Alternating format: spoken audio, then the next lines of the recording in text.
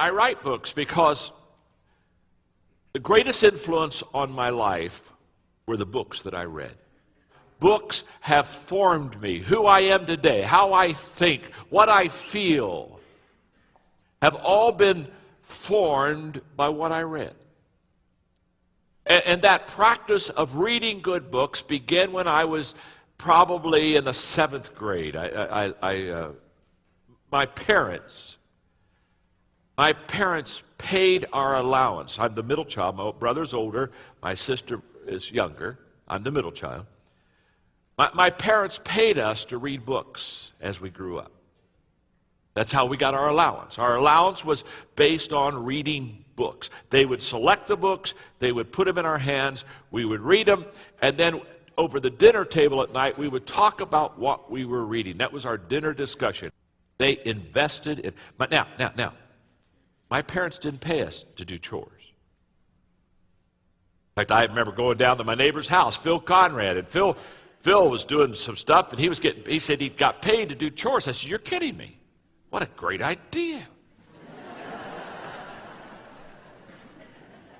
So I came home to Dad. I said, "Yeah, I'm over at Phil's house. You know, he's working out in the yard, doing some stuff. Dad, Phil gets paid to do chores. I'd like to get paid to do chores around my house." And my dad smiled and said, "Son, that'll never happen." "What do you mean it'll never happen?" He said, "I don't pay you to do chores." "Well, why don't you pay me to do chores? The other kids get paid to do chores." He said, "You do chores because you're part of a family." He said, "Let me put it this way. By the time you were born, you already owed your mother for 9 months of room and board."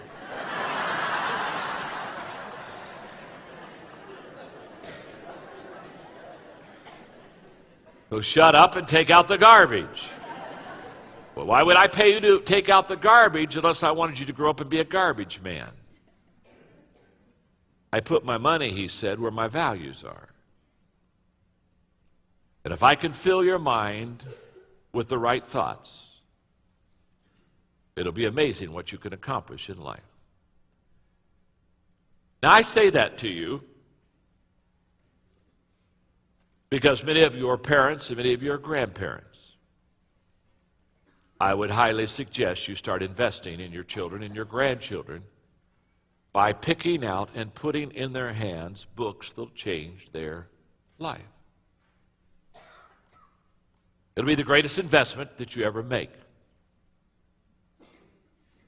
Right now, we have 5 grandchildren, and I'm picking their library out right now. I pick out the books, and as they get certain ages, I will pay them to read the books, and then we'll discuss what they read. My son, Joel, wasn't a reader, so back in that day, he listened to tapes more than read books. I'll never forget the day that he gave me his one-page report. Where they get their money is when they give me the one-page report. They read the book, then they give me a one-page report on what they learned from the book and how they're going to apply it to their life. And I'll never forget when my 11-year-old son wrote down, "Dad, as I have finished reading this attitude book, I have come to the conclusion that my attitude, more than anything else, will determine my success in life."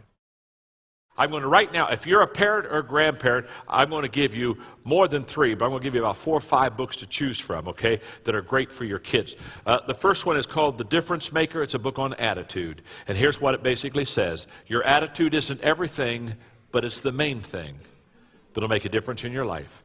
And it teaches your kids about how to have a good attitude about adversity in their life. A great book for kids. The second one that's tremendous for your children is a book called Talent is Never Enough. It's a book that basically says no matter how talented you are, you have to make right choices and become a talent plus person. How many of you know somebody that's highly talented but just never can seem to get successful? You know what I'm talking about? You know why? They don't understand. Their talent is not this is great to get into kids at a young age because talent separates kids at a young age, and you got to help them understand. It's great that you're talented. It's wonderful you're in that gifted program. Good for you. But it's the choices you make that are really going to bring you success. The next great kids book is Failing Forward. It's a book that teaches you how to fail successfully because kids fail, and if they're not careful, the failure will begin to put fear in their life. And I teach people how to fail the right way. It's not the failure that hurts us, it's our response, our wrong response to the failure. And when I wrote this book, I was interviewed on Good Morning America, and they asked me, they said, "Where did you do the research on your failure book?" And I said I didn't have to do any. It's the only book I've ever written that I never had to do any research on. All I had to do is think of all the stupid things I've done. And I give you 15 good ways to handle failure in your life. The next great book for kids, dear God, this book ought to be, I don't know, by the time they're a freshman in high school, they got to get it under their belt. It's called Today Matters. It basically says the secret of your success is determined in your daily agenda.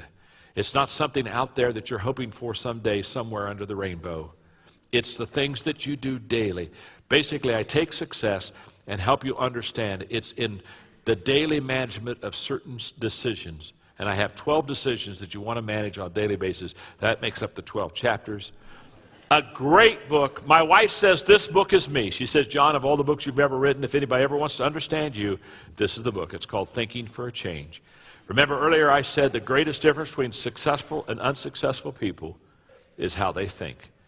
And I identified 11 thinking patterns that successful people engage in that just sets them apart. Great book for you. Great book for the kids.